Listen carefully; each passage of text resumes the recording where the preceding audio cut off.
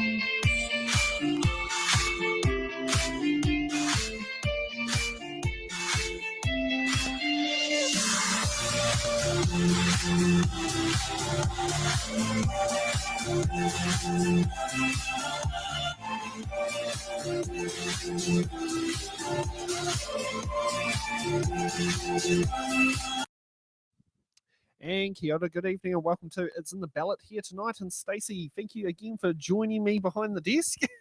Oh, that's all right. I guess technically you're joining me at the moment.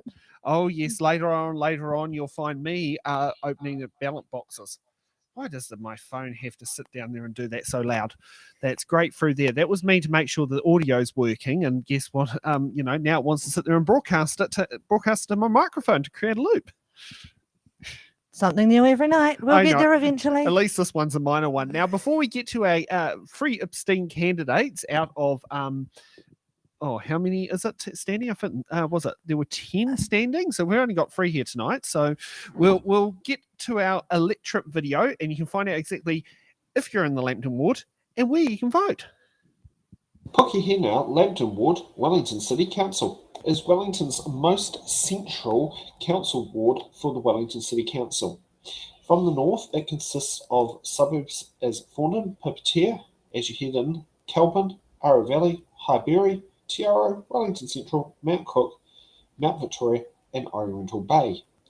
So what is unique about Pukehinau Lambton Ward?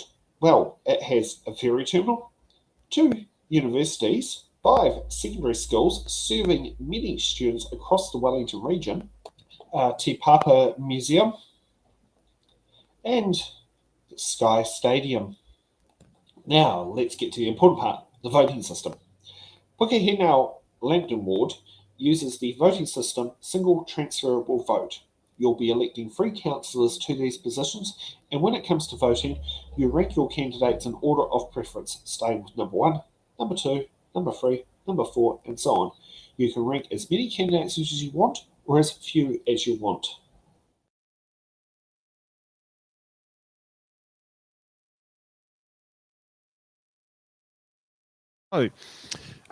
That works better. The mic has been turned off. Now we have a series of apologies, because with any Wellington City Council, It's in the Ballot show, we seem to get apologies galore. Got Zan Raigaya has let us know today that cannot make it and is focusing on other Meet the Candidates events.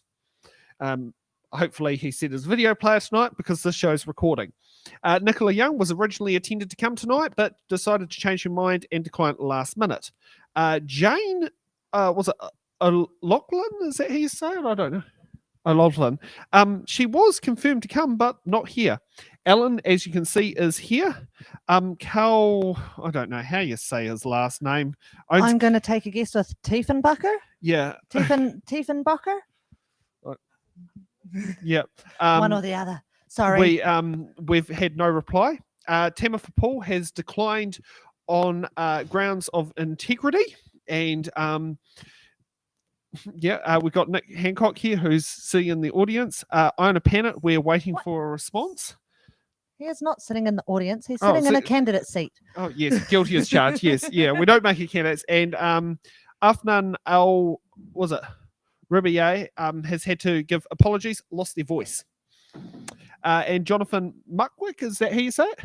Yep, is sitting in the audience. Now, while we talk about integrity, one of the few things we would like to point out, because what Tamitha has said doesn't agree with the concept of our sponsored box questions in order to help fund the show as a donation. Our rules with those sponsored questions are they have to be directed at any candidate, not specifically targeted at one or another. I can confirm Ben McNulty, standing for Takapū Northern Ward for the Labour Party, has rang up and to confirm that. So I do get that. On talking about things of integrity and ethics, we have had multiple attempts to, can you run the show this way and do a hit job on certain candidates? We've declined. We have turned down that money. We've had people who try to restructure the way we fund our shows because we're doing self-funding. We have not got any council funding from any of the 6 councils we're covering. And we have declined that because that was unethical. The Newtown Residents Association has unanimously accepted through our executive to set up as an umbrella organisation, and they are a watchful eye over this show. And that's also why we're cross-posting on Newtown Residents Association Facebook page. We have also asked if we could, we had a question submitted to our question line to ask a question directly to Paul Eagle, which was declined because that didn't meet our question candidate of what happens if Paul pulls out the wrong box. I'm trying to think. There's been quite a few little unethical things people have tried on us. So, I mean, the list goes on. It really does. As the candidate liaison, I get a lot of emails from the candidates saying, hey, this really isn't on that you're asking people for money to do this. So we want to make clear, as Sam did, I think it was either last week or the week before, there is no need to pay for anything if you don't want to. It is that for those. Donation is for those people who are able and willing to give us the money to help us with venue hire, equipment hire, petrol money. Paying for bonds, which about $2,500 has come out of my business to sit there and do for bonds for venues. Yes. And if you go to our website, it's in the ballot.nz. We do have a free form for submitting questions. Only one of our questions out of 121 now has been paid for. The other 120 questions have been submitted for free. So if you want to get a free question in, go to it's in the ballot.nz. But please don't ask them for shows that have already been, because the show's already done. We've had that for you. Upper Hutt Mayoralty as well. And if you want to, you can also ring 0508 Ballot. So, you can submit it that way. And on every event, it has the link to submit your questions on as well. So, we've made it very accessible. I mean, yes, maybe we should ask Specsavers to sponsor the show. Yeah. While we've finished our rant, let's get off to our first candidate. Nick, your opening statement, please. And welcome to the show. Thank you for tuning up. Thank you very much. Hello, everyone. Here we go. There I am. It's great to be here. My name is Nicholas Hancox. I'm running as a first-time candidate for the Wellington City Council. I'm a professional musician. I was born and raised in Wellington, and I left the country after finishing my undergraduate studies at Victoria University. Following this, I spent just over a decade overseas, living in the USA and Germany, returning in 2019 to take up a position with the NZSO. I've had very different experiences living in a free market, privately funded society, the USA, and then the complete opposite in a well-funded social democracy, Germany. New Zealand kind of sits somewhere between these two. It's theoretically a social democracy, but we don't like funding services properly, so it's kind of neither here nor there. Over various trips home during my time abroad and living here the past 3 years, I've observed and become increasingly concerned that Wellington's become increasingly unaffordable, stratified, and dysfunctional. The recent COVID environment has made existing trends worse. The problems we face are complex and nuanced. Many of the concerns shared by residents must be addressed by both central and local government. For example, in absence of capital gains tax on investment real estate, wealthy individuals will continue to park their wealth in properties, and renters end up subsidising that wealth storage for them, paying unnecessarily high costs. If I were elected to council, I would focus on what local government can do so that in spite of inadequacies of whatever government is in power, Wellingtons can share, create, innovate, and thrive together. Our water infrastructure needs the attention and funding to rectify the decades of neglect and avoid situations like raw sewage being discharged into the harbour. Wellington City Council should maintain control over the city's water infrastructure and not open the door to cost increases and enlarged bureaucracy that will burden all future generations. We've spent just over $1 billion on a new stretch of motorway, yet for the longest time, Metlink didn't even provide a bus service to the airport or accept snapper cards on trains, really basic kind of things. I think Wellingtonians can afford to raise the expectations of the public transport network regarding convenience, frequency, and cost. A better connected Wellington region also means more housing options throughout the region and less demand for the inner suburbs and city. Public transport will only succeed if it is the most reliable and affordable method of moving within the region, and this should be our goal for the city. I'm also a big fan of community spaces, real community spaces like the Harbourside Farmers Market, which frees residents from supermarket duopoly while requiring very little investment from the council. Combined with increased pedestrianisation of the inner city, this is a model for further development and expansion. I believe a councillor should represent the community, not themselves, listen to all perspectives and experiences, respect diversity, and do the right thing by everyone. These are the values I would strive to embody if I were elected to council. Thank you. Thank you so much. Next up, Jonathan. Tēnā koutou katoa. My name is Jonathan Markwick. Right now I'm a student studying geography at Victoria University. I've decided to run to council to give a voice to the young people and renters of Wellington. The city is being held back, in my opinion, by a number of problems, the biggest one being a persistent and severe housing shortage. This has made our rents unaffordable.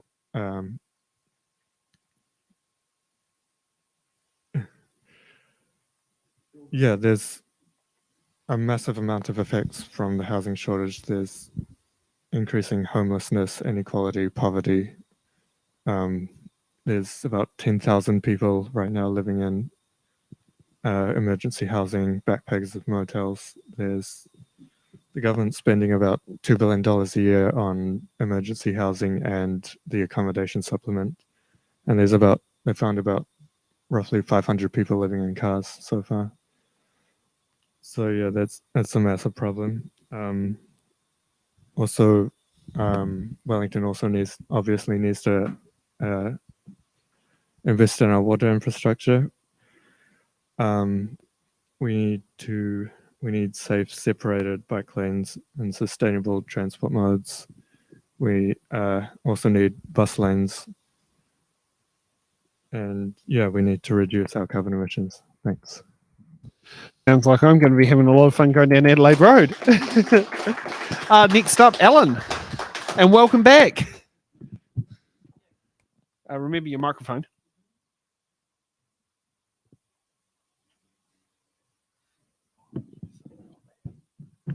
Na mihi nui te whanganui atara, na mihi rangatira ki a Lambton Ward, Pukehinau, no reira tēnā koutou katoa. Vote Ellen Blake, number 1 for Wellington Mayor and also Pukehinau Lambton Ward. Our wonderful city's facing lots of challenges. There's big global issues, climate change, there's economic issues, there's housing issues, there's a lot of things that we have to address. But the really good news is that we've got some strengths that we can work on. Wellington has a really high public transport use compared to anywhere else in New Zealand. We also have a really big walking culture. So those are 2 strengths that we can work on. We have some great parks and places that people really like to go. So we've got strengths that we can take forward, and I'm going to keep this really short. So the 3 things that I'm particularly focusing on if I get into council that we can achieve in the next 3 years into the City Council kind of work program is, number one, that I would focus on better climate-friendly, sustainable transport, focusing on our strengths. So if we can get some mode shift happening make buses and walking much more fun and much more enjoyable, we can get a whole lot of people out of cars. They won't even think about moving from them because it will be so much fun to get onto the bus. The bus stops will work really well. You won't have to leap onto the bus from the curb because the bus will come right in. And they'll have a bus lane that just zooms along straight. It makes it just seem like, why would you be in a car if the bus is going shooting past? And to make the public transport system work, then having great walking access to every public transport stop is really important, and accessibility to those stops is really important, so that it's not just a few people that can access great public transport. So that would be one thing. Another thing, to address climate change, to make our cities more livable and to meet the minimum requirements from the World Health Organization for quality housing, we would have more green spaces, particularly in the Pukehinau ward. The inner city does not have enough big green spaces. And I've got about 3 places I think that we need to protect to make sure that there is big green spaces. One of them is called the Canal Reserve. They're all publicly owned places currently. So the Canal Reserve's that bit of green between Cambridge and Kent Terrace. We have this fabulous, great big open area which is all entirely public. It's road space currently. It's called Buckle Street, outside our number one busiest public transport stop called the railway station. And there's another bit on the other side between Old Government House and the other bit of the university, which we could easily make into a really nice, big, usable green space, public space. We also need to see more variety in the types of parks that we have. So, for instance, we don't have any parks specifically that target teenagers. We don't have any parks that are for people with cognitive impairment, so they can feel safe in a green space outside. And I would really like to see parks that target girls, aid by and for girls, so that when you get to hit puberty and beyond, you can continue on with physical activity in a comfortable, safe space. And also, I would like to make sure that we have quality housing. So there's a really big housing issue happening. There's a quality part and an affordability part to that. So we need to make sure that we have quality both for renters and for people who own homes. We need to make sure that the healthy home standard is met for rental properties, and I think the council has a role to play in making that happen. And we also have a role for the future to make sure that quality is incorporated into the district plan. So that's quality. When we talk about housing, and we talk about adequate housing as a human right. So that's my starting point. When we're talking about adequate and quality, what we're talking about is things like having privacy, having security of tenure, and having, it's called dignity in your housing. But it also includes things like having proper sunlight, having access to green space, and also having accessible housing. A lot of the housing we're seeing at the moment is skinny three-storey bits, which old people aren't going to want to go and live there. People with wheelchairs won't want to go and live there. People with little kids won't want to go and run up and down 3 flights of stairs all the time. So we're making housing that doesn't suit everybody. So quality housing is really important. And I think we can do that. We can bring everybody along on it. I think we've got a lot of talent in Wellington that we can harness to make those things happen. And so I think it's really important that we work with local people to find local solutions for a better Wellington for all of us. So thank you very much. Vote Ellen Blake number 1. Kia ora. Thank you. So we're going to take a quick break. Sam is going to move himself over to the ballot table. I know. I've been looking forward to it. And I'm going to be more careful with my microphone in front of the speaker. Sorry. And we'll see you after the break. Or we're waiting for our crew to put the brake slide on. Yeah. Sorry, our crew is distracted.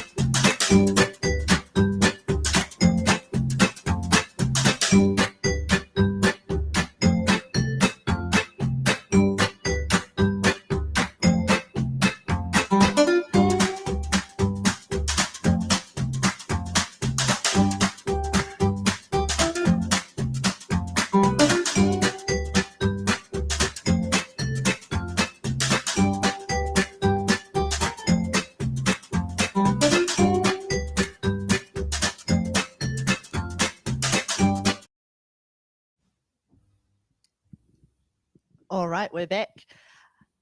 So to keep things a little bit more interesting, I'm going to use our random order sheet. It's not really that random with only 3 people left on it, but Why don't we explain the rules first? That's Would you probably like- a good idea. Would you like me to do it? Yeah, go ahead then. Yeah. We're just going to confuse our computer guy. Yeah, exactly. So, okay, so with the rules with it's in the ballot here, we've got 30 sealed boxes here with questions. Well, 28 of them have questions in them, and 2 of them have booby questions known as defer the question to another candidate and dodge the question to another candidate. If a candidate receives a booby question, they get to keep it as a get out of jail free card and then sits there and picks the next box. The principle behind the booby questions, though, are for them not to be used, because if you're using them, you're trying to get yourself out of answering the question. Is that a great summary of doing it? Sounds good to me. And I can assure you, you're probably going to ask me. Are the boxes sealed, Sam? Yes, they're sealed. Brilliant. Okay, so who are we starting off with? Right. We're going to start with Jonathan. Which box number would you like to choose? Number 17, please. Okay.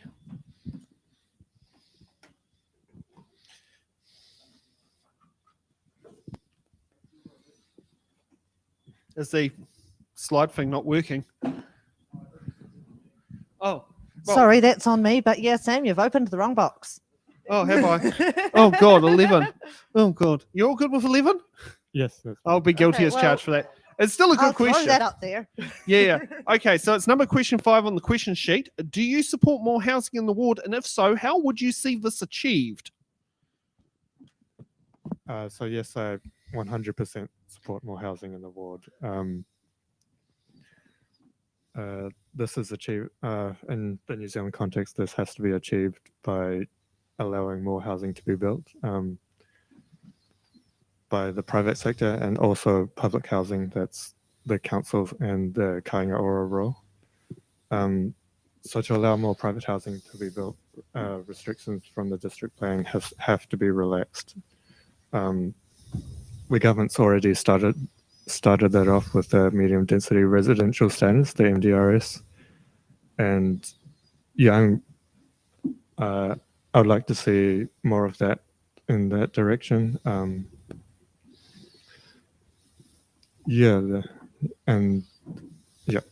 Thanks. Okay. Now, who's All up right, next? thank you. So next we're going to go to Nicholas, and we'll see if Sam can open the right box this time. I'll try, but I might be a bit blind in the process. I have number 4, please. Number 4. Do I grab that one? Grab number 5?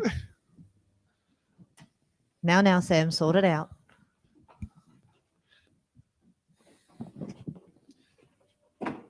Okay, question 8 on the question sheet. If it feels like every progressive project in Wellington gets stopped by those who don't like change, i.e. judicial reviews for roading projects, how will you ensure we become a better city to live in and not be stopped by the NIMBYs? I mean, implement ideas that make sense, that aren't going to be super reactive. People have really negative reactions against.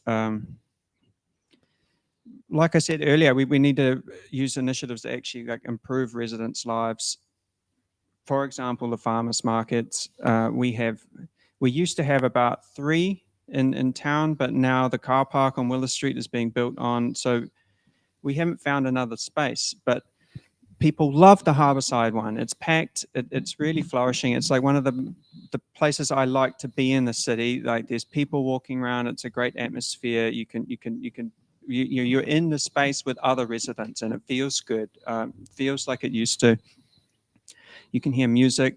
We have a bunch of car park buildings in the city which do relatively little except house cars during the working week, and then all night and all weekend they're basically performing nothing. It's like high value real estate that's with really low use, and I sort of like to rectify those kind of things.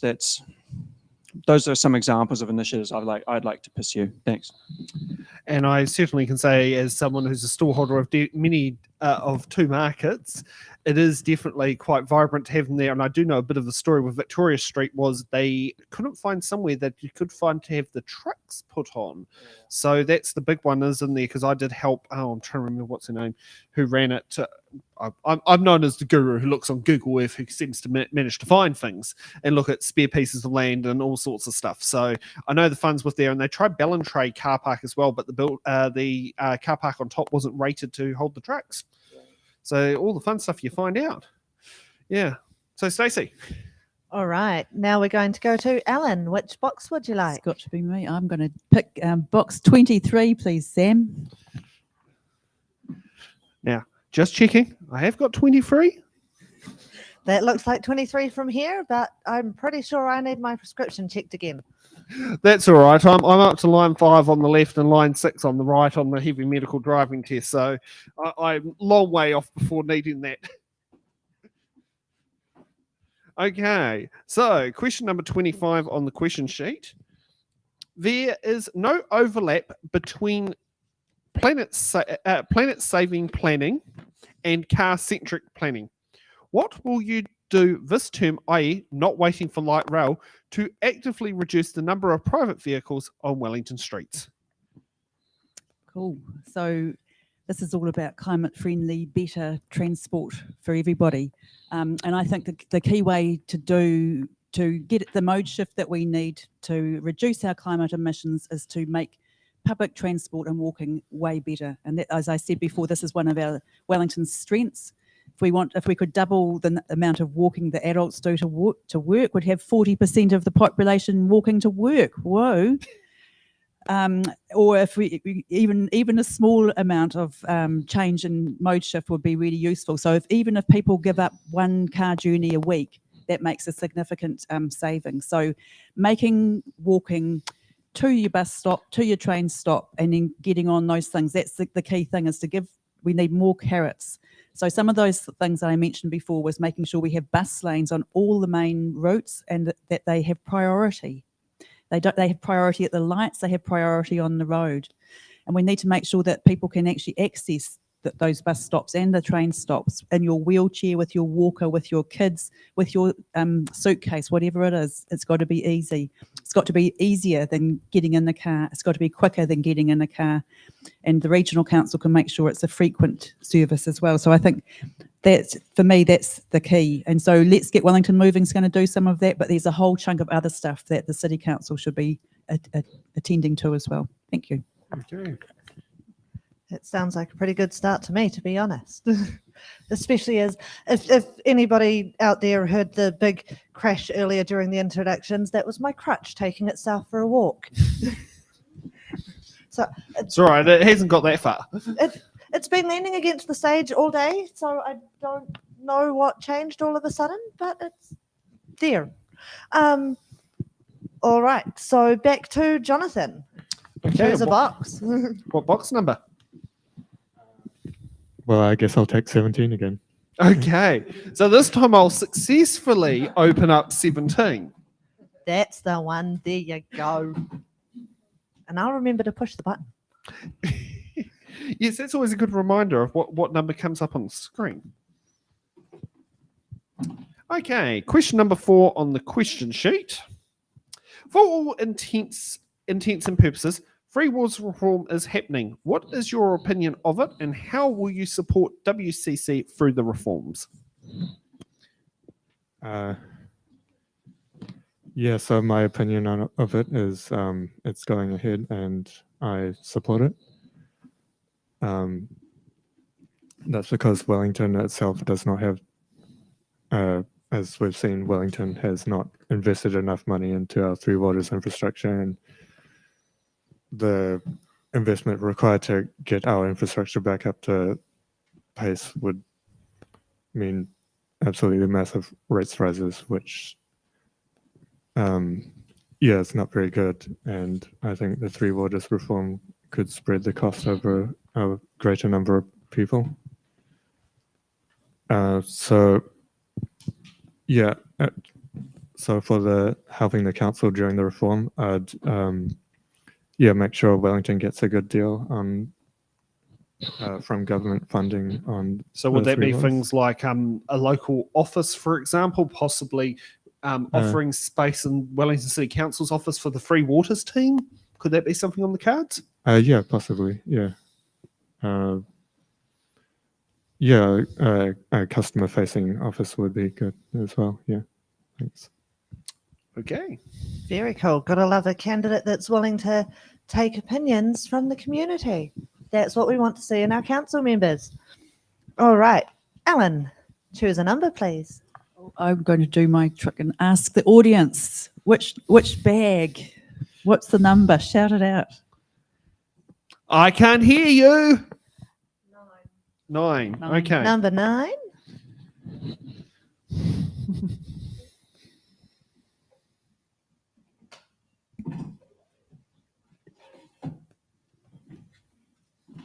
Okay, so it's number 10 on the question sheet. I cycle to work every day in Wellington. Yes, even on the interesting weather. In the interesting weather. What are you doing to support me as I help you reduce congestion and fight climate change? Please be specific and address safety concerns of cyclists. Which I think has come from Dr. Marion Layton, because that sounds like she would have worded it.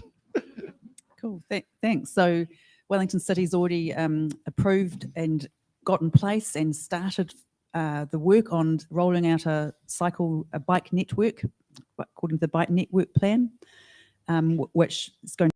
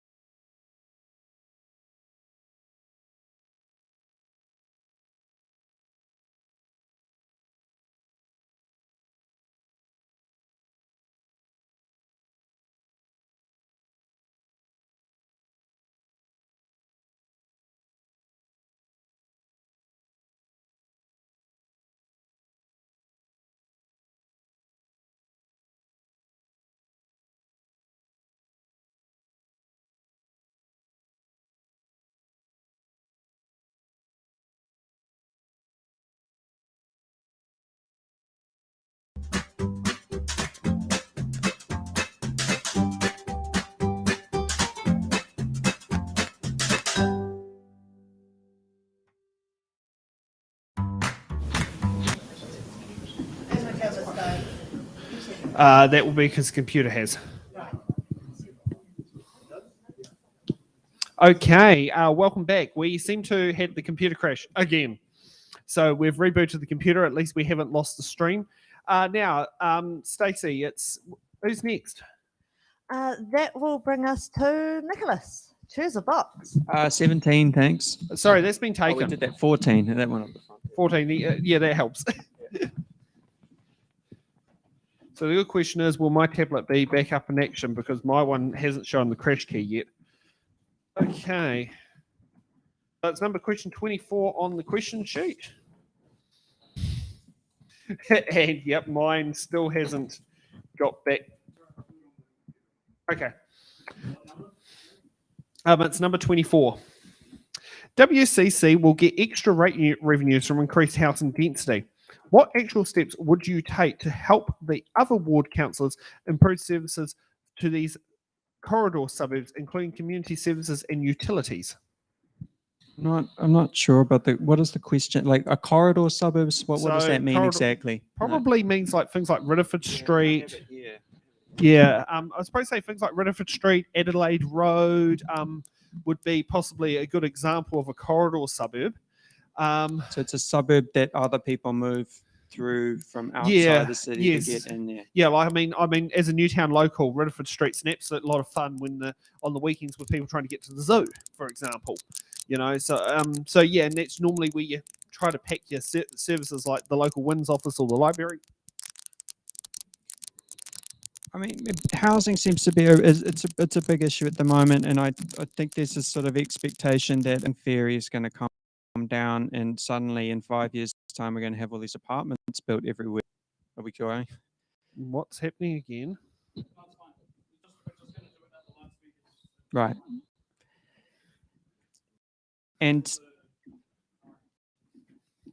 I already mentioned we don't have a capital gains tax right now, so people are incentivized to hold on to properties, and they don't even need to develop them, right? On my street, there's a lovely patch of green lawn sitting there, and the owner's just perfectly happy having that do nothing. It's very central, very close to the city, doing nothing and just earning them more money tax-free every year.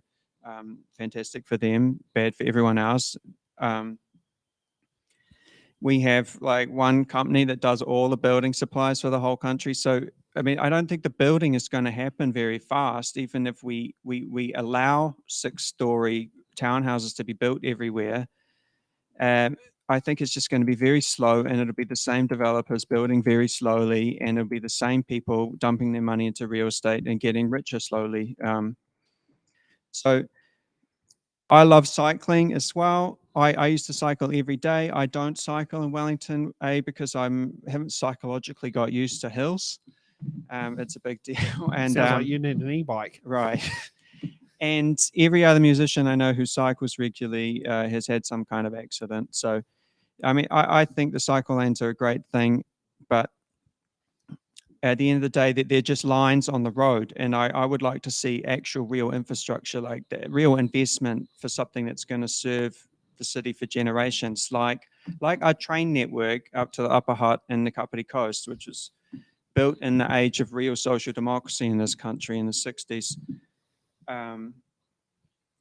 Also, cycles don't work for everybody. They don't work for my mum, who's in her 70s. I'm sorry, Mum, for revealing that. It's all right. My grandmother's 94, so you know.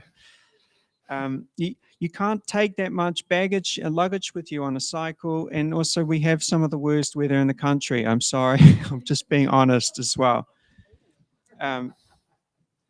You know, so it's great sometimes, but it seems to me like most of the incumbent councillors are almost bragging about the fact that we're slowly getting, you know, it's taken a long time to get some cycle lanes done, you know, and like, it's like, where is the train line from the railway station to the airport? I don't want to hear. Closed in 1917 and it stopped at Courtney Place. Right. I'm a rail buff, so that's how I know that one. Right. Like, I would love to see that. I don't want to hear any more talk about enlarging the Mount Vic Tunnel. I would rather see a train go out there and another thing the council's doing a lot is they remove options without providing new ones. So I've just listed a whole bunch of options which would be really viable alternatives to car parks. And I think if we had some definite progress in these directions, I think Wellingtonians would be a lot more comfortable giving up their car parks. So it was. I didn't quite answer the question, but I think it was. I covered a lot of that stuff. Yeah, no problem. Okay, who's next up on the list? All right. Well, before we go back to the questions, I was watching on the Facebook feed, and for anyone who is using the closed captions, you definitely did not say that cyclones are a good thing. You definitely said cycling. Thank you, closed captions. Well, we don't pay for the software, so what do you expect? This is true. I mean, But- they get the multi words completely wrong. I mean, Takapū Road and it spells it out as Tawa Harcourts or something. That's a new one to me. Okay, so just to prove, we do have a random order sheet, but there are only 5 out of the 8 people. No, No, Yeah, 3 not out of the here. 8 here. 5 out of the 8 people are not here. So, Nicholas, that makes it your turn again. Choose a box. We'll take number 20, thanks. And hopefully we can start jet boating down here like we've got a nice cycleway expressway down Adelaide Road. No, I have a lot of fun watching the cyclists meet me at the same red traffic light. Okay, so it's question 12 on the question sheet, which, okay, thanks, Ray. We know we need to pay for essential upgrades that the previous council have been avoided because of pushback from homeowners and fears of rate bills. What will you do to stop pushing these expenses onto the younger generation, ensure that our city is maintained as it should be? The premise of the question is slightly weird because that is how we fund infrastructure a lot, because it would be crazy to have 1,000% increase on rates for one generation for something that's going to be around for ages. But I feel like this ties into the Three Waters reforms as well. The current government has presented Three Waters as it's like there is no alternative to it, and there are alternatives to it. We've been told that the council cannot afford, they cannot borrow enough to cover the cost of the repairs. But one thing that would be possible the central government could issue a New Zealand infrastructure bond and raise money that way. Like, there would be lots of investors who would love to store their money in something super safe in these turbulent times that was backed by New Zealand's water infrastructure. And they might even get a small return on it after 10, 20 years, right? So we can raise the money in other ways. What would be burdening the younger generations would be handing over control of our water supplies to unelected, undemocratic, bureaucratic entities. And it would be very difficult to get it back once it's gone. So I think this is a big issue. It's not really being talked about enough in the media. There's not, like many other issues in this country, there's not an honest, transparent discussion about it. Let's get the ball rolling.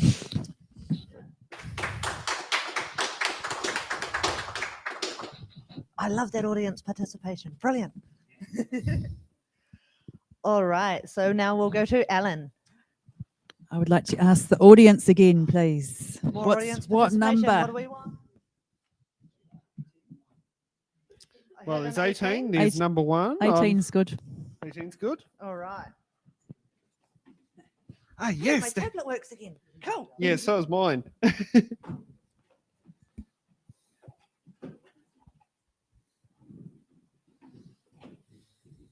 Okay, question number 20 on the question card. What will you bring household food waste collection to stop this waste from going to the landfill? That's an easy one. Yes, I think the more we can do to reduce, reuse, recycle waste, the better it is. We've got a very precious landfill resource that we need to really look after, so that it's only used for the things that we can't do anything else with. So food waste definitely out of there. It's does the climate emissions. We can do way better with it. So we can use it for our community gardens. and grow our market crops and things like that. So the compost that will be that comes from the food waste processing. So yep, definitely out of the landfill. Okay, so Stacey, who's our next candidate? That will bring us to Jonathan. Choose a box, please. Cool. Number 5, please. Number 5. Okay. I'm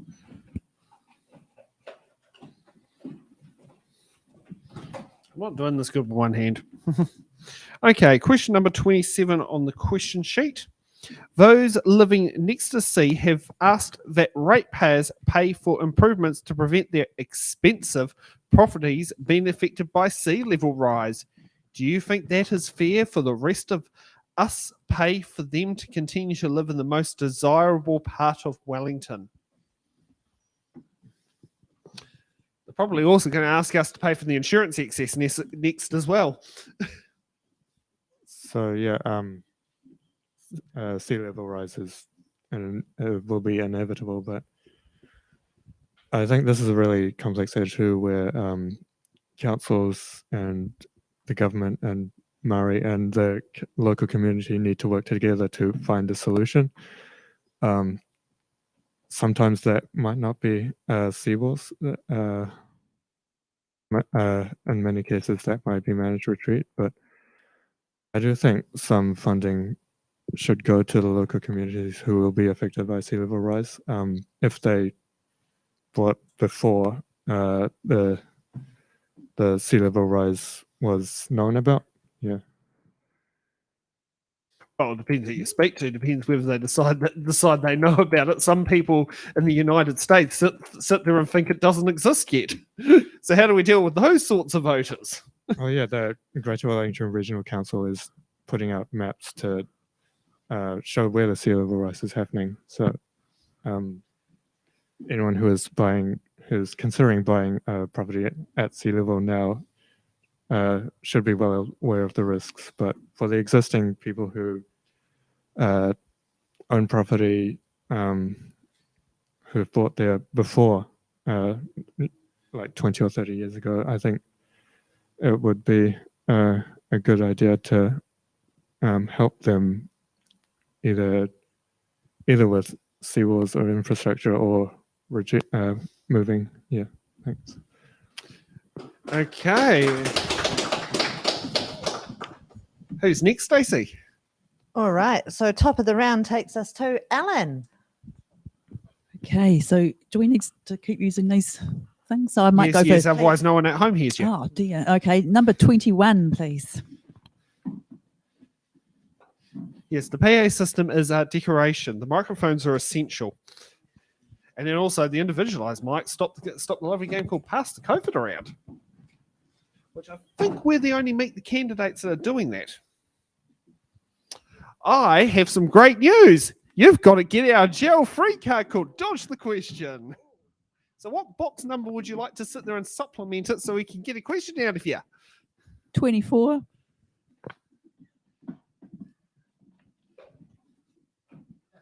Did you bring your pedometer this time, Sam? No, I don't own one. Install it on your phone. That's what they're for. Oh, true. Yes. I remember buying one like donkeys years ago, like when phones were dumb. Landlines were fashionable. Mum used to have a guide about ringing up cold calls. Oh, Auntie Susie still has one, so does Grandma. Okay, question number 13 on the question sheet. Wellington had to deal with a difficult protest earlier this year. They parked illegally, but it seems they were hardly ticketed and most tickets have not been paid. Are you going to follow up this or give Wellingtonians free parking or buses to make up for us, for ticketing us but not ticketing them, better known as the protesters at the Parliament protest? So I would say no, there's no such thing as free parking. everybody pays for parking in one way or another by the occupation of public space anyway. And I think the whole principle of saying just because somebody else does something that we're not going to is just wrong. That you should do the right thing. You should, if you have a ticket, pay the ticket. And otherwise, I imagine that the council's got a whole enforcement process in place to do whatever they're going to do with the parking, and it will come down to how cost effective that is and how much angst it's going to Send it cause. to Ministry of Justice and take it out of their pays. Yep. So it's real, do the right thing. Don't just think that it's just for other people to do the right thing. So.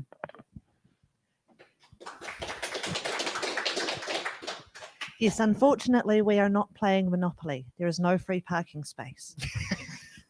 And you can't take all the money from the paid fines from the kitty either, which is not an official rule of the book, but seems to be the unwritten rule we seem to follow. House rules, man. All right. Nicholas, choose a box number, please. 15, thanks.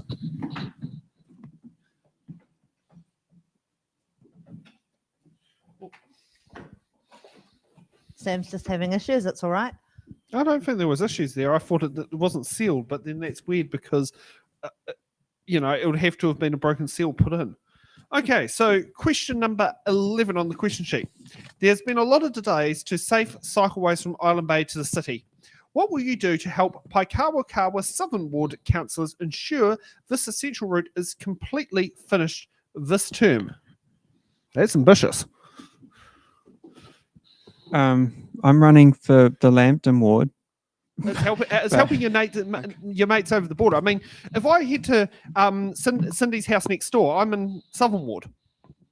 And for those who don't know, it's Government House. Well, just finish the plan. I'm not super familiar with it. Like that is a great. These are relatively flat areas of Wellington, so it works well, and it's not a mega long distance like coming in from Upper Hutt or the Kapiti Coast.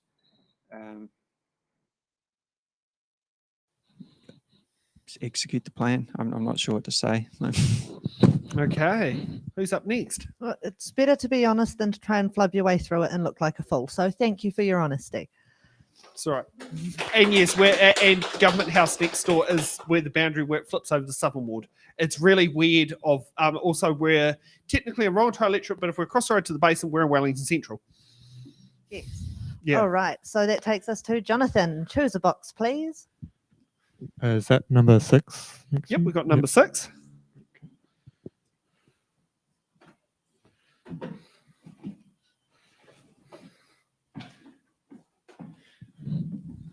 Okay, so question number 6 on the question sheet. This year sees the start of Māori wards. How are you going to ensure there is true co-governance with Māori for our city?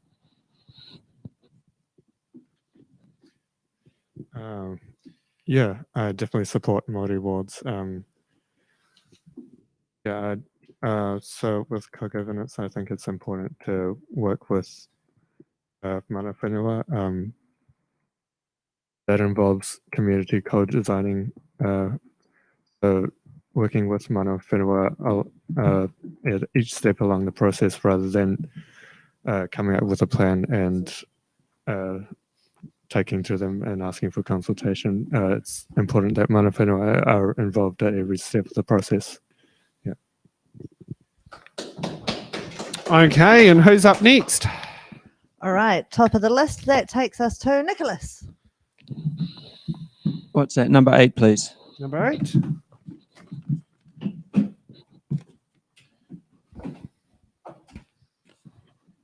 No, it's not a booby question. It's question number 2 on the question sheet. Should Wellington City Council social housing firstly be offered to those who are local? Sure, if we can define what a local is, but it makes sense not to displace people and make their lives harder. If they have family in the region, I would consider that a local as well. So, yes. Okay. Short and sweet. Gotta love it. All right. Alan, you're up next. What is it to be, audience? What number? Something on the bottom stage, please. We got 27, 28, 29, 30 down there. I haven't touched them yet. 29 is good. 29, there we go. Your wish is granted, Sam. No problem. Now, I'd like the free winning lotto numbers on that because last night I only got 3 numbers on my lotto ticket and that was only on 1 line. Bow, bow. Okay, question number 16 on the question sheet. The council has pushed through some big and expensive projects, particularly Let's Get Wellington Moving and Rapid Transit. Do you think you're up to the job? Up to the job of making the things happen. Yeah. Definitely. So the councils and the regional council in Kotahi have got this project going, and they've got several stages of it happening. And so I'm really keen, and in the next 3 years, I would like to see the early delivery program delivered. So the early delivery program includes things like the Golden Mile, which is more pedestrian friendly, more buses, kind of main public transport spine project. It includes something called City Streets, which maybe nobody's even heard of, but it's going to make some changes around a number of routes in the city. And it includes something called the Pedestrian Improvement Project, which basically brings a few intersections up to a decent standard, an accessible standard. So definitely I am very committed to make sure that those things happen in the next 3 years, because some of those things will help to get our mode shift going. It's going to make the inner city much more livable, nice place to be. And if we can achieve some of those things, maybe we won't need the really big, expensive tunnel, for instance, in the future. And if the next step after the early delivery is to do the travel demand management, that's desperately needed as well. So, yep, I'm up to that task. I'm keen on it. Fantastic. All right, that takes us to Jonathan. When the applause is over, choose a number, please. Is 27 there? Yes, 27 is.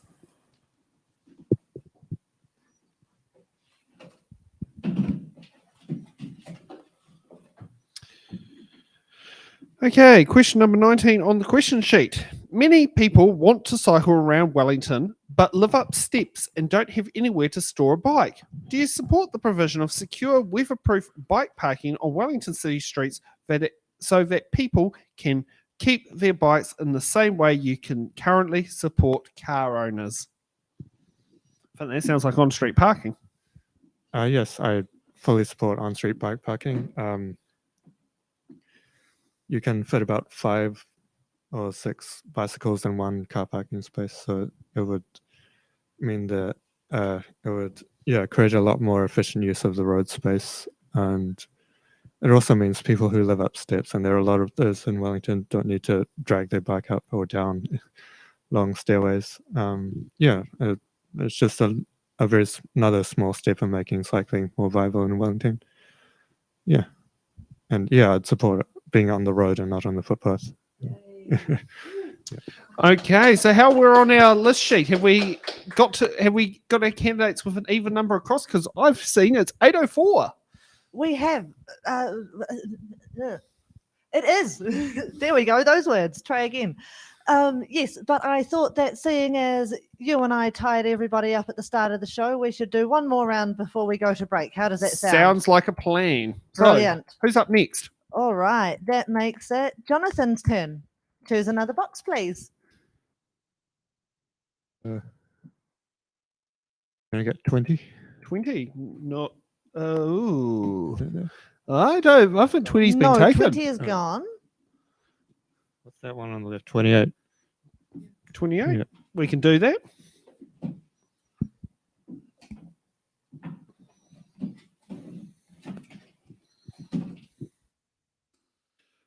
Well, congratulations on your get out jail free card. You've got defer the question to another candidate, which is going to be quite.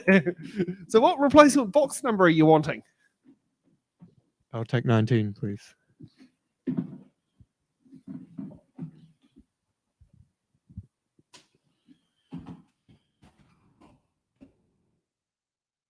Okay, question number 28 on the question sheet. What is your immediate actionable plan for upgrading decaying and failing infrastructure such as sewage, water, and stabilisation of hilltops for critical routes and suspending non-critical projects?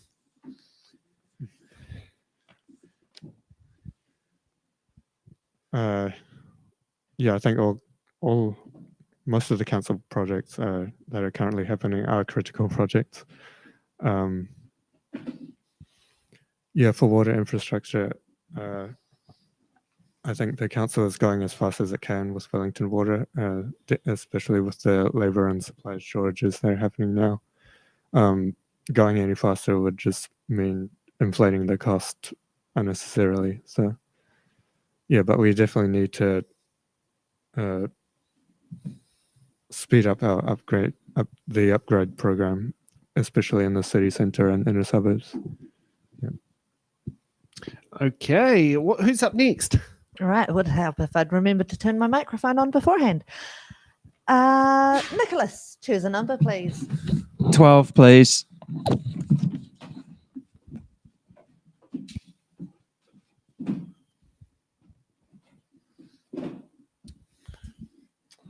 Okay, question number 3 on the question sheet. What's your biggest priority for the next term, and how do you intend on delivering that? Community spaces, creative, economic community spaces. So farmers markets I've already talked about before, and transforming dead space into something alive, like car parks, roads. Thank you. And I guess Ellen is lucky last. That she is. Do my lucky last pick. I think we'll go 22, please.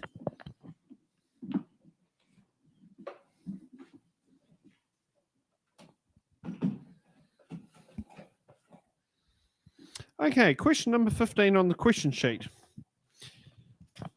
We need land for housing. How will you support freeing up land in the right places without letting rich NIMBYs stop you? We need we have lots of land, don't we? But we need it. We need to have quality development in the places where people want to live. So some of that is using spaces that Nicholas was talking about that don't add a lot of value to places like parking buildings. Maybe they could all move out a bit, and we could use the parking buildings that are Certainly available. Want a house underneath the what's the viaduct called where Bulcott Cemetery is? There's one place I certainly wouldn't want a house, but You mean under the motorway? Clifton, yeah, under the Clifton motorway. Terrace Yeah, parking that's what area. you made me Yeah, think of when yeah. you talked about parking buildings. Yeah, well, some of the parking's right in the centre city, isn't it? There's one just on Stout Street, which has a beautiful view of the beehive and the sea and everything. And it's a parking building. It's a lovely sunny spot in the winter. It's completely wasted. So I think having parking buildings in the centre of the city, for instance, just encourages a whole lot of people to drive into the centre city, which makes it just awful for everybody else as well. So some of those, as Nicholas said, sort of dead spaces, the grey spaces, the not very exciting spaces could definitely be repurposed. And there's a whole lot of land right there that we don't have to have this heritage versus new development battle, and we don't have to go there. So we can immediately start with some of those places that I would say are not such great quality. That would be my pick. Okay. You want me to kick this section off, or you're going to?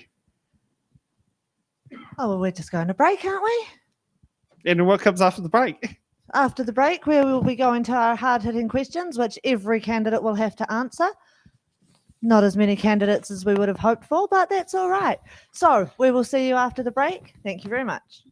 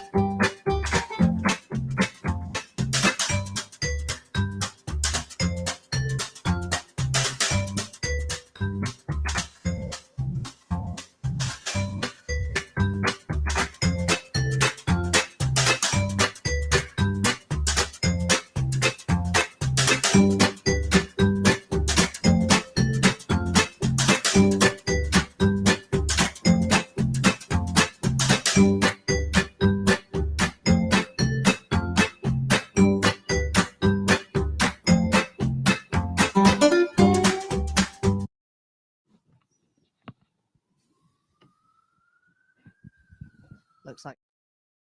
I think we're having a fun time with the mic button. Yeah, everybody's fighting over the mute button. Let's go.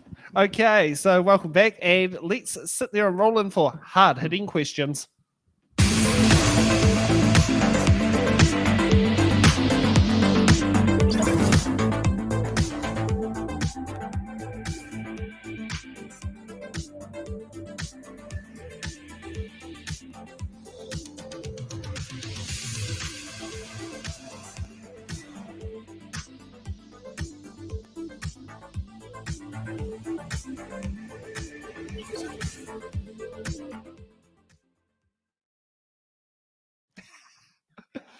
Yeah. Okay. So with hard-hitting questions, these are questions that commonly keep referring through our question sheet that we're going to be asking the candidates. Now, we ask all candidates the same hard-hitting questions because we want to get their responses to it. So we'll go one by one with each one. So hard-hitting question number one is, what is your position on free waters reform and why have you come to that position? Let's start off with Alan.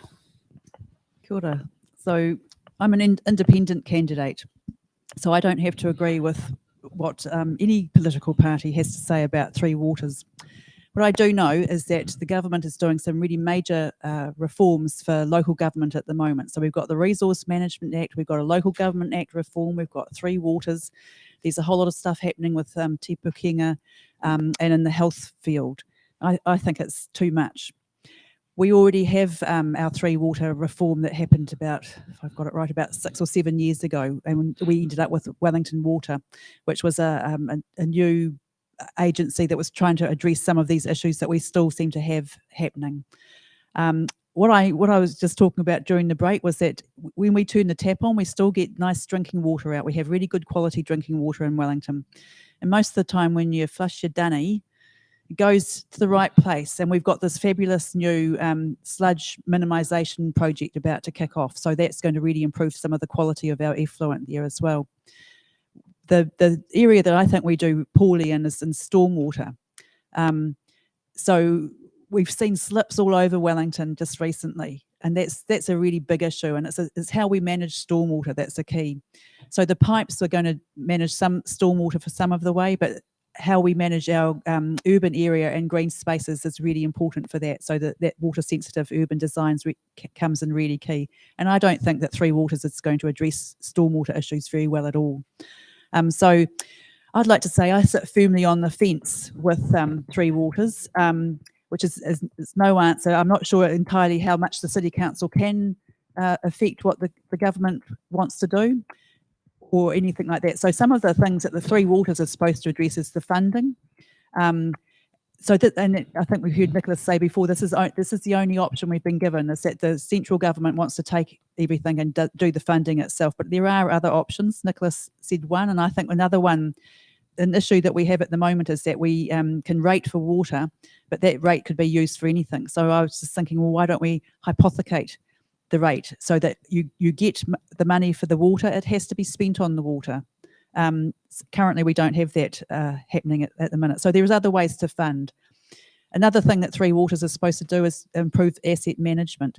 Well, I think the Wellington water amalgamation from a few years ago still has some way to go on improving on that, and we should give them more of a chance to do that. Another thing that Three Waters is supposed to do is improve compliance and monitoring. And we can definitely do better on that so that we don't end up not knowing about the fluoride not being in the water and things like that. Or have that's a really kind of long, rambly reason, but I think we haven't seen enough discussion about Three Waters. I'm not convinced it's going to fix some of our big problems, particularly the stormwater issues. But anyway, we'll see what happens. Who knows? Okay, next up, Jonathan. What's your position on Free Waters reform and why have you come to that position? Yeah, I'm not affiliated with any political party, but I do support water reform. It's because I want to avoid something like Havelock North happening again. And I think many councils, including this one, are far behind on the water infrastructure upgrades, as we've seen quite in a high-profile way.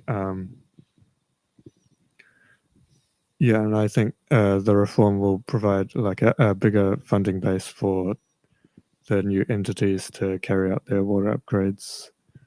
And I also support the co-governance of Māori in that the governance structure. Yeah, thanks. Okay, next up, Nicholas. I don't support the Three Waters reforms. I don't think it would be a good idea for the future generations of this country to surrender local, regionalized control over the water infrastructure to a centralized bureaucracy. There are other ways to pay for the necessary upgrades, and the public infrastructure, water infrastructure bond might be one. I've talked to finance guys, and they say it's a viable idea. So that's how I've come to that position. Thank you.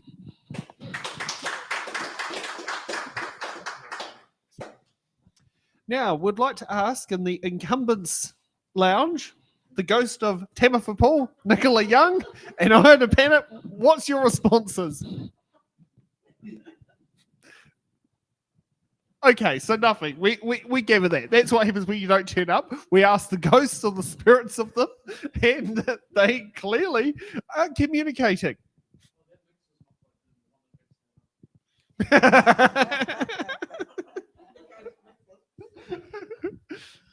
Well, we'll move along then, shall we?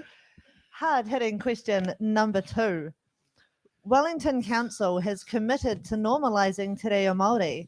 How much te reo do you speak, and what will you do to increase your use of te reo? We'll start with Jonathan. Yeah. So I don't speak much te reo apart from greetings like kia ora. That's because after high school, I've been not very involved with government or local government, and unfortunately, I think te reo use outside of government is quite reduced. So, yeah, what will I do to increase my support of my use of te reo? I'll definitely try to learn some te reo words.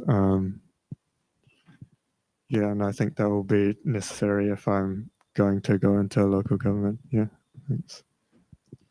Right. Well, actually, this month there is the Mahuru Māori Challenge, which will help anybody and everybody who is interested with courses that they have online using the Māori dictionary, even things as simple as Bing or Google Translate.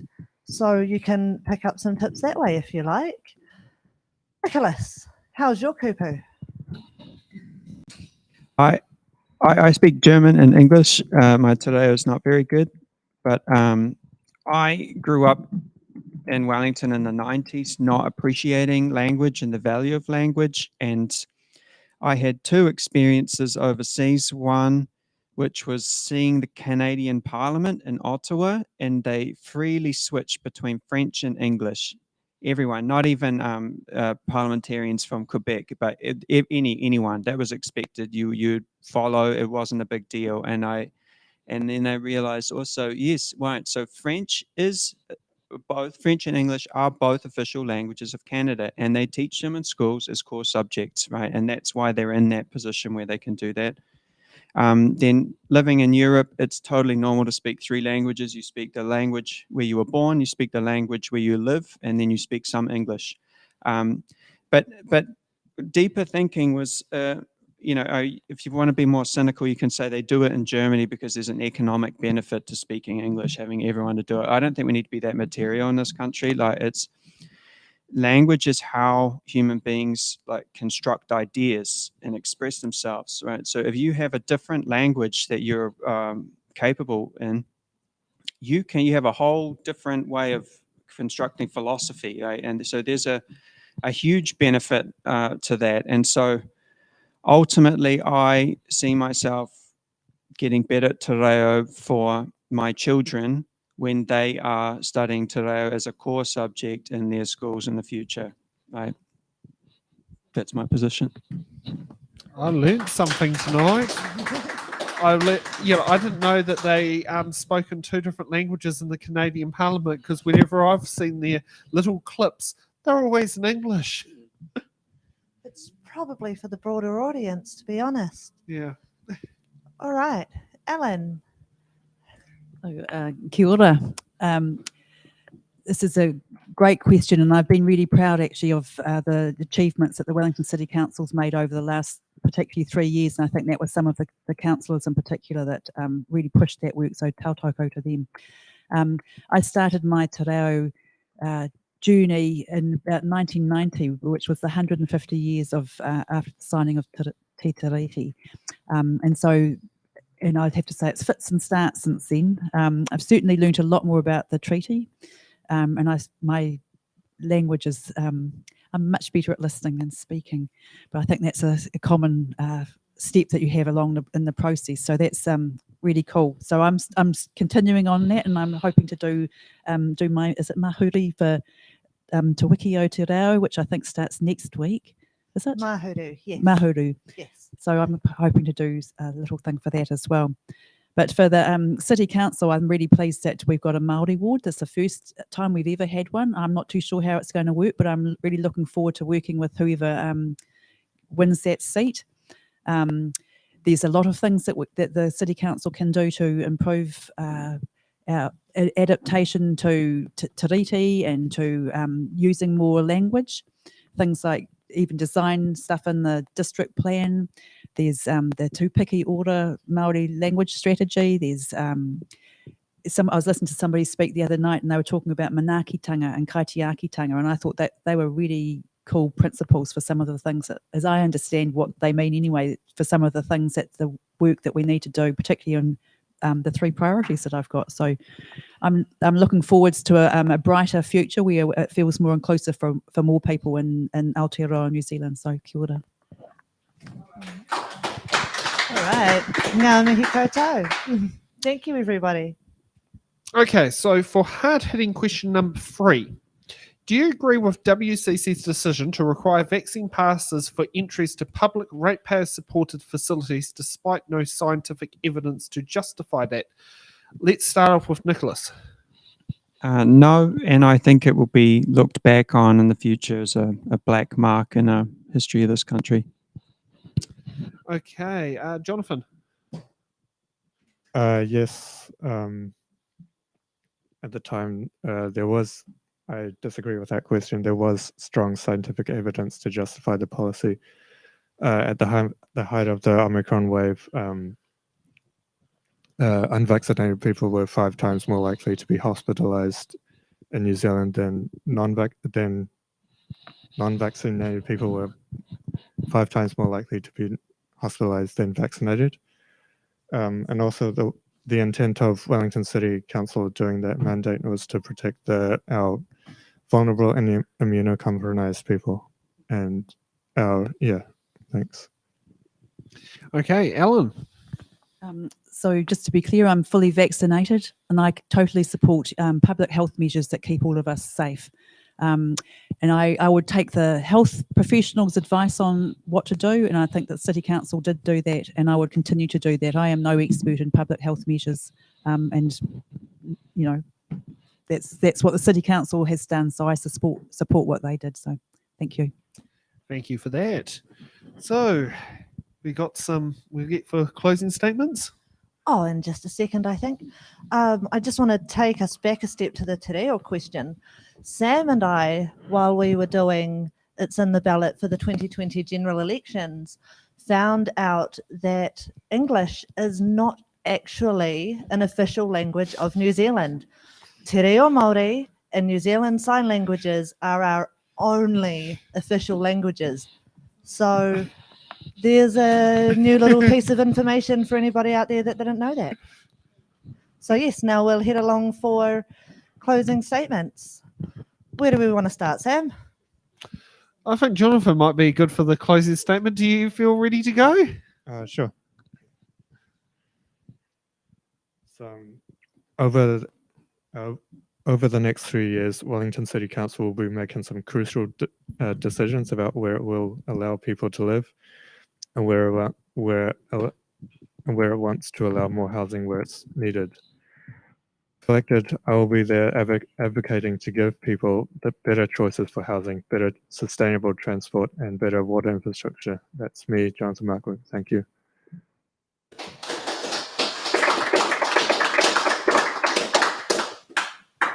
So who's next? Oh, shall we go to Alan? Kia ora. So we're not having any questions from the audience tonight. I don't think we've Have had we any run out of through, time? So Okay. Well, maybe after closing statements, someone might have come up with one. Okay. Cool. So kia ora. So vote Ellen Blake, number 1 for Wellington Mayor and Pukehinau Lambton Ward. I'm passionate about Wellington. I think it's a wonderful place. We've got big challenges that we need to address, and I think we can do it. I have hope for the future. I'm talking to a few people in different meetings, and it just sometimes feels like people think we're basket tastes and there's nothing we can do. But I think we've got hope for the future. I'm really keen that we take the action that we need to address climate change and some of our big issues. I have children, and I want them to have a good future. And I think the way to do that is to try and get local solutions to the big issues, include local people, support local democracy like Sam Summers does with this, it's in the ballot, and find a way forward that everybody can feel part of a great Wellington, a future-focused, climate-friendly Wellington. Vote Ellen Blake, number 1. Kia ora. Okay, next up, Nicholas. I'd just like to thank Sam and his team for providing this platform for engagement with local democracy, which is why I'm running for council as well. I want to engage with the local democracy that we have in this country. It's been very interesting. Yeah, and a great experience so far. So thank you. And to the ghosts in the incumbent lounge, opinions, please. Comments, closing statements. I know. No changes there. Now, has someone got a burning question from the audience that may have come up?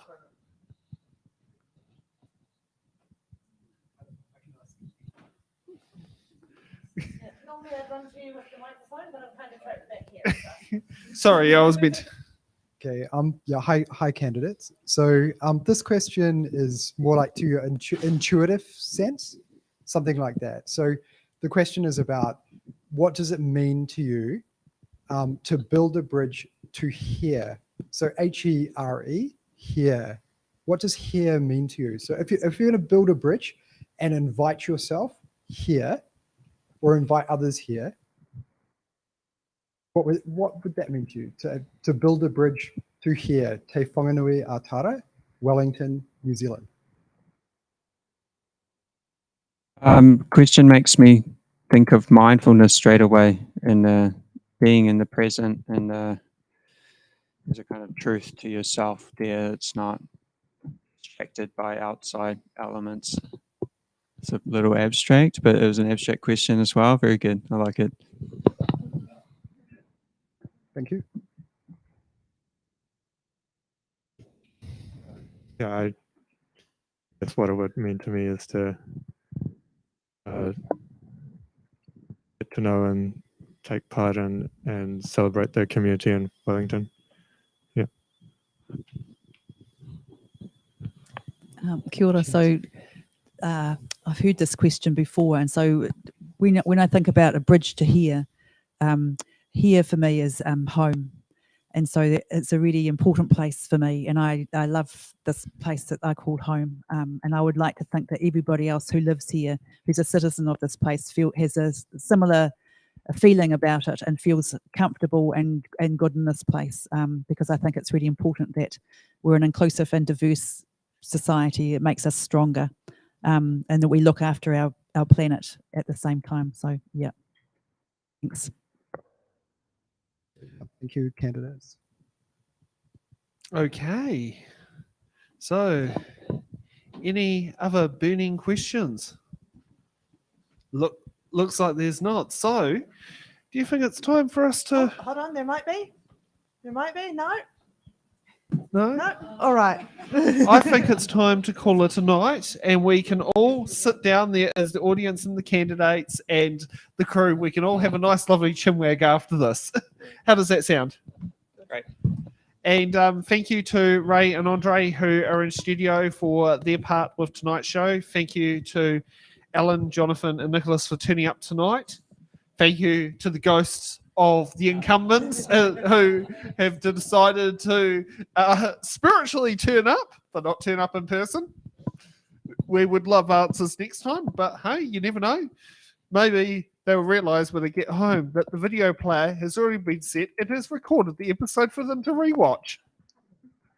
And of course, thank you to our in-studio audience. Thank you to everybody who is joining us at home. We will be back, well, not quite back here tomorrow night. We will instead be next door in the St. Mark's School Chapel for the Greater Wellington Regional Council Pōneke seat. And then, which Sam will be hosting. Yes, yes. And then on Tuesday night, we will be back there again for the Te Whanganui Ātara Māori Ward show, where I will be behind the desk again. And I can assure, and I'm very sure tomorrow we won't be having any ghost incumbent councillors on the Greater Wellington Regional Council. I have had some very good assurance from some very good sources that incumbents are turning up. Yes, our incumbent's curse will finally be broken. Well, I'm not sure if it'll be broken. We've got to wait till the Southern Ward Paikawa show next Sunday. Oh, no. We've got Eastern Ward on Friday. Yeah. So hopefully we'll have that incumbent that curse broken by then. And I believe we don't need an incumbents lounge on Tuesday. No, we don't. It will be all first-time standing councillors for a brand new ward. Yeah. Okay. Right. So thank you, everybody. We will see you back here 7 o'clock tomorrow night. Have a good one. night.